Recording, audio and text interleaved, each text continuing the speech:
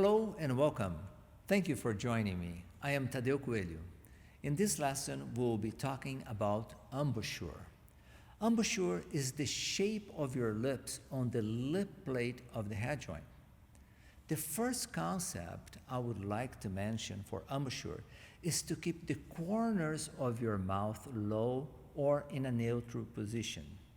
The idea is not to frown, but to make sure that the corners of your lips are not in a smiling or pulled back position. When you put your finger below your lips, your index finger below your lips, instead of the flute, you will notice that your lips are being pressed against your teeth. Immediately, when you do that, the center of the line formed by the lips stays flat in a horizontal position. The appearance of this embouchure will be that you are pouting. The flat line of the lower lip will be the guide for how the lip plate must also meet the lower lip. You can first test this using your finger and placing it straight directly below your lower lip. Once you have made sure that your finger is parallel to the line of your lower lip, then you can try the same thing with your head joint.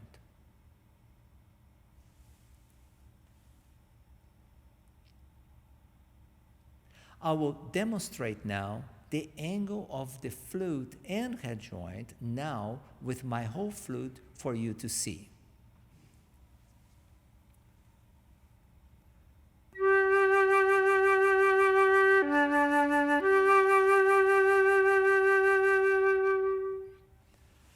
A embouchure is also dependent on where your aperture hole forms in your lips.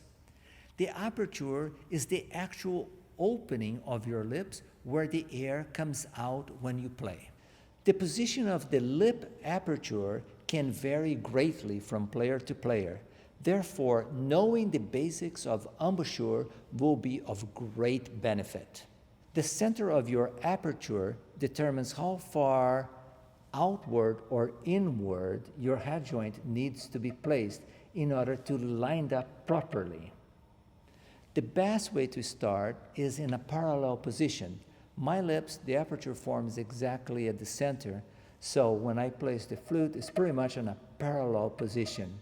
We all should experiment slightly variations with this angle of the embouchure in order to arrive at an optimal position where we produce the most resonance of sound and the prettiest tone on the instrument. Once you have that figured out, then you want the upper lip to protrude past your lower lip just a little bit so that you can aim the air column downward into the instrument. The jaw should not be too forward or else it will be aiming the air column towards the ceiling. However, also be careful that you do not move your upper lip so far forward that you cover the embouchure hole too much.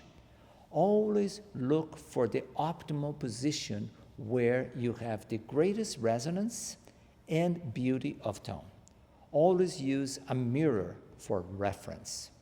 The idea is for the upper lip to help guide the air into the instrument.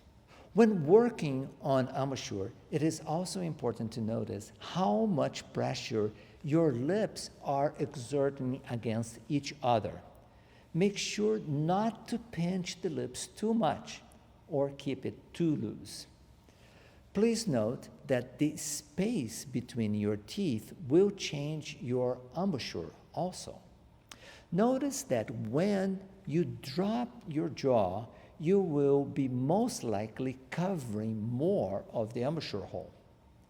A good reference of how much you should cover the lip plate hole is about 1/3 to half of the hole. 1/3 to about half with your bottom lip. For the higher register, you may cover more in order to control the intonation.